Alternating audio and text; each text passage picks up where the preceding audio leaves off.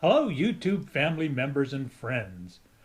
One of the defining features of most cruises is the ports of call. Cruise lines place a big marketing emphasis on the ports, and many guests choose a particular cruise line or cruise itinerary primarily because of the ports of call. It's not a surprise then that most guests, especially first-time cruisers, assume they'll get off the ship at each port and plan accordingly. We did. Yep, that's what we thought. But not anymore. Today we're going to talk about why we changed our minds about getting off at every port, at least when we take a Disney cruise. And we'll give you some things to consider before you decide to abandon ship while in port. You don't have to get off of the ship. Nope, not at all. Not at all. We like to think of it as visiting an all-inclusive resort. And a Disney cruise is just like that, even in port. The room service is always available in port. The pools, restaurants, the pools and the water play, especially with the kids. That was always open. There's a wide range of activities for the kids.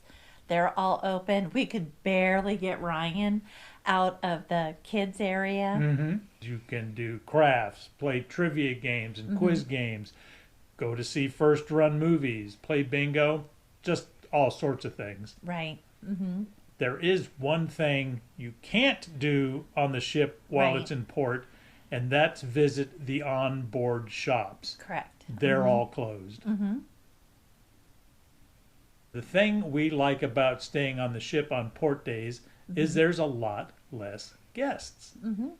Port days are a wonderful opportunity to do the things that attract the biggest crowds. On our first cruise, we rode the aqueduct many times and without a line. That was a lot of fun when we were in San Juan. There wasn't any wait where we had tried to go on one day before, and it was on one of the at-sea days, and the line was pretty long. Right. But not when we were in port. On our upcoming cruise this May, we're planning on getting a day pass for the Senses Spa and the Rainforest Room while we're in port. We're hoping that it'll be a lot less crowded. Do you ever wonder if we're going to miss out on something going to a port if we don't get off the ship? We might, but the key is before you even go on the cruise is to research things that you might want to do. On our cruise to Mexico, there was a catamaran sailing snorkeling excursion in Cabo that I wanted to do with the kids and the grandkids. But Lori... Yeah, that doesn't sound appealing to me at all. So Olivia and I stayed on board while everybody went on the excursion. And that was a lot of fun for Olivia and I. On our first cruise, however, we booked some shore excursions, mostly because, hey, we thought we should do something in port, right? So at our first port, we went on a short excursion, walked around the shopping district, and had lunch. We were supposed to stop at another island, but they had some scheduling issues, and so we didn't get to stop at that particular port. So they refunded us the money for the excursions we had booked. Right. And when we got to San Juan, the substitute port, we just thought, hey, we'll stay on the ship. Right. And we loved it.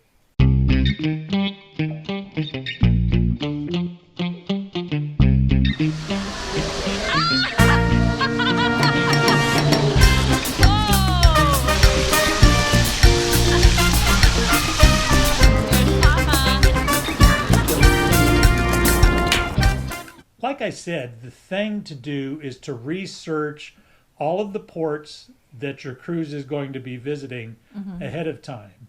You can look at the Disney Cruise Line website, and they have a complete list of all the excursions that are available, along with the costs, how long the cruises are, what ages are recommended to go on them, and that'll give you a good idea. But I think even more important than the descriptions of them is take the time to read the reviews and the recommendations. What people have actually put as their comments on the website or on the different excursions, I think that was really vital to us making a good decision. Yeah, there are enough places to look at on the internet, from TripAdvisor to Instagram to YouTube. There's all sorts of places where you can read reviews and get recommendations on not only the ports, but even on specific excursions. Yeah, the details. Yeah, yeah. And if there's something that looks really interesting and or fun for you or your family to do, then by all means, do it. We've done it a couple times and have had a great time. Also, if you want to get local souvenirs at a port, you'll need to get off the ship because they don't sell local items Right. on the ship. Yeah, that was a lot of fun because Ryan and I collect sand dollars. And to have a sand dollar just from San Juan, that was like really important for her and I to share that experience. But in St. Thomas, Yeah. right as we got off the ship, there was a whole row of shops that had souvenirs. It Plus, was an ornament. Yeah. Yeah. That's, yeah. and most ports are like that. There are either shops or vendor booths that are really close to the ship. So if you want to get something that's local, that's really simple to do. And then if you want, you can get right back on the ship, or you can continue and go on a shore excursion or just explore the port. Totally up to you. But there is one place we always get off on a Disney cruise. Yes. And that is... Castaway Key. yeah. It only took one visit for us to be permanently hooked. Yeah. Yeah, the island is beautiful. There's lots of chairs on the beach. Oh, and they go above and beyond the service and the food. Yep. Oh, you could just smell it like all day long. Yeah, they have grills, so they actually grill some of the food right there on the island. And it's amazing. And there's all sorts of activities. There's lots to do, and they even have kid-only activities. So if you want to drop off the kids to do something, just like on the ship, they have specific activities and areas where you can drop off the kids Right. and go hang out at Serenity Bay. Right, and that's something that we haven't done yet that we're looking forward to.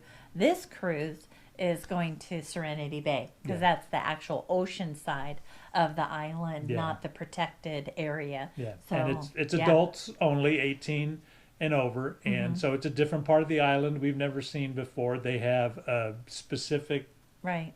lunch location there, so we're excited to give that a try after we finish the Castaway Key 5K, Right. which we're looking forward to. But we just absolutely love Castaway Key, so much so that we are seriously considering. Our next cruise Yes. already. It's called a double dip, where the cruise stops at Castaway Key not once, but 2 different times. So we're seriously considering that for an upcoming cruise. Yes, absolutely. That sounds wonderful. Yep. So for us, we're more than likely going to spend most of our port time on a Disney cruise on the ship, especially in ports we've already visited. I mean, we've been to Nassau before, and if we ever go on a Mexico cruise again, we've been in the Mexican Puerto ports. Vallarta, we've been to Mazatlan, we've been to Cabo. Yeah, yeah. So if it's a place we've been before, we'll probably stay on the ship. But if we go on an Alaska cruise or someplace we've never been, then yeah, we'll look and see what are at each of the ports, and we might get off. So Yeah, we'll we'd like see. to hear your thoughts about that too, about visiting ports or staying on board. We'd love for you to share those in the comments below. And if you have any questions, let us know, and we'll try to answer them as best we can. And as always, if you like this video, give it a thumbs up and subscribe as well. But as always, we thank God for all the blessings that he gives us, not just for our good, but ultimately for his glory.